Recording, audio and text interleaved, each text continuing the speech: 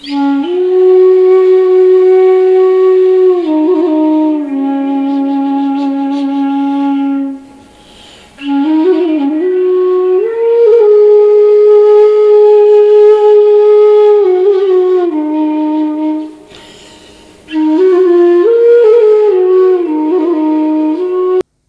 শ্রদ্ধা প্রণাম, ছোটদের স্নেহ ভালোবাসা জানাই।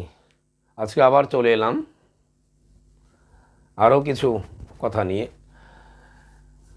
আমার এই লাস্ট ভিডিওতে যে ভিডিওটা নিয়ে খুব কথা হচ্ছে, অনেক কমেন্ট এসেছে।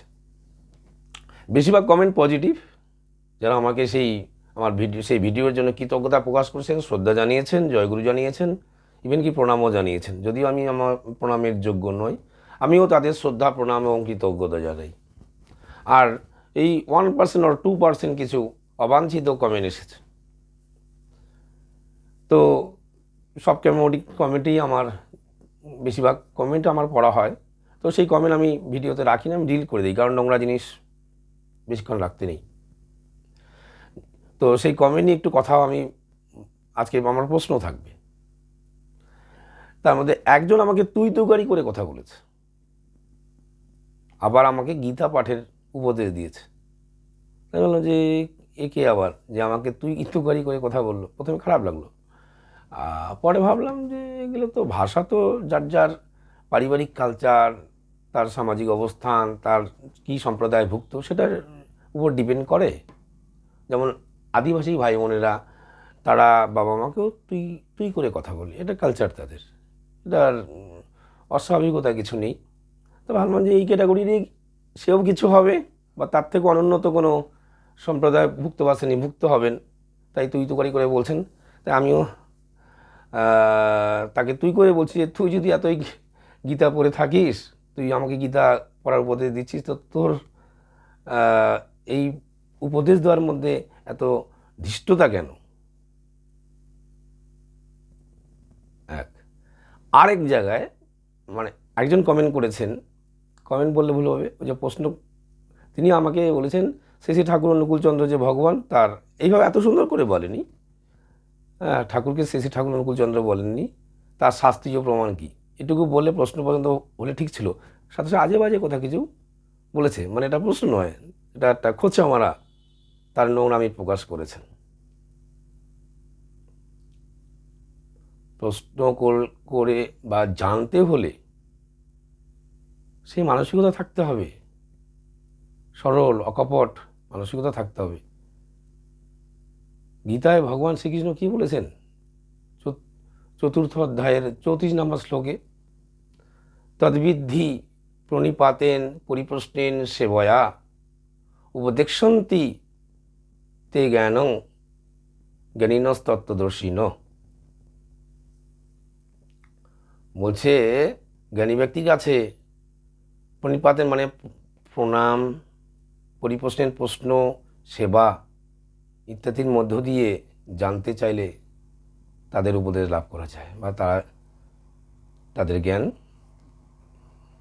অনুযায়ী তোমাকে তোমার প্রশ্নের স্যাটিসফ্যাক্টরি উত্তর তারা দেন। এই প্রশ্ন নয়, এই জাস্ট অশ্রদ্ধা পূর্বক কথা বলা। এত লোক শ্রী শ্রী ঠাকুর অনুকূলচন্দ্রকে, বড় বড় মানুষ, তুমি ভাই কে? বড় বড় মানুষ যাদের মধ্যে সাহিত্যিক, দার্শনিক, কবি, বৈজ্ঞানিক, ডাক্তার, ইঞ্জিনিয়ার, প্রফেসর, সব রকম মানুষ রয়েছেন, যারা তাকে তার চরণাশ্রিত হয়ে, তার দীক্ষিত হয়ে, তাকে জীবন সর্বস্ব, তাকে জীবনের পথ প্রদর্শক হিসেবে মেনে চলছেন। তুমি উল্টোপাল্টা কথা বলছো, শাস্ত্রীয় ব্যাখ্যা চাইতেই পারো, কিন্তু অশ্রদ্ধা কেন? আমিও এই যে যিনি প্রশ্নটা করেছেন তাকে আমিও একটা প্রশ্ন করব, প্রমাণ, শাস্ত্রীয় প্রমাণ, আমিও তাকে প্রশ্ন করছি। আপনার বাবাই যে বাবা, আপনার বাবাই যে আপনার বাবা, তা কি ডিএনএ টেস্ট করে মেনে নিয়েছেন? ল্যাবরেটরিতে গিয়ে যে না বাবা আমি তোমাকে মানি না, ডিএনএ টেস্ট করব। যদি ডিএনএ টেস্ট করে তারপরে আপনার বাবাকে আপনার বাবা বলে মেনে নিয়েছেন, তাহলে কোনো কথা নেই। আর যদি না করে থাকেন, যে না মা জানিয়েছেন, মা পরিচয় করে দিয়েছেন এটাই তোমার বাবা, সেটাই মেনে নিয়েছেন আমার মার প্রতি বিশ্বাসের উপর ভিত্তি করে, তাহলে মার প্রতি এই অন্ধবিশ্বাস করাতে গেল আপনার প্রমাণ ছাড়া তো আপনার মানার কথা নয়।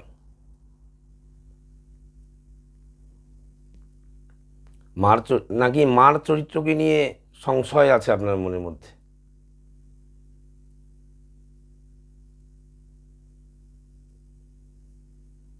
মহাপুরুষকে জানতে গেলে, ভগবানকে জানতে গেলে সরল হৃদয় নিয়ে, কপটতা মুক্ত মন নিয়ে জানতে চেষ্টা করতে হয়। আমরাও সেইভাবে জানার চেষ্টা করে চলেছি। ভগবান শ্রীকৃষ্ণ অর্জুনকে তার বিশ্বরূপ দর্শন করিয়েছিলেন, সবাইকে কি দর্শন করেছিলেন নাকি? তার ব্যাকুলতা, তার ভক্তি, তার শ্রদ্ধাই ভগবান শ্রীকৃষ্ণকে তার বিশ্বরূপ দর্শন করাতে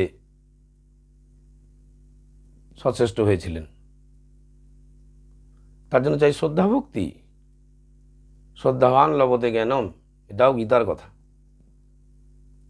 সেসব নেই, উল্টো পাল্টা কিছু কমেন্ট করে দিলাম, নিজেকে কমেন্ট করে দিয়ে বিশাল কিছু ভেবে নিলেন, আমার প্রশ্নের উত্তর দেবেন। যেই ওই ব্যক্তি যদি আমার ভিডিও দেখে থাকেন, আমার প্রশ্নের উত্তর দেবেন যে আপনি আপনার বাবাকে কি ডিএনএ টেস্ট করেই আপনার বাবাকে মেনে নিয়েছেন, নাকি মার কথা শুনেই আপনি মেনে নিয়েছেন? আপনি প্রমাণ ছাড়া কেন মানলেন?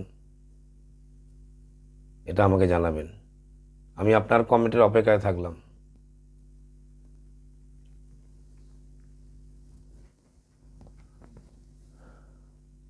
সবার সর্বাঙ্গীন মঙ্গল প্রার্থনা, ইষ্টোচ্ছল জীবনের প্রার্থনা করে আজ এইটুকুই। সবাই ভালো থাকবেন। জয় গুরু।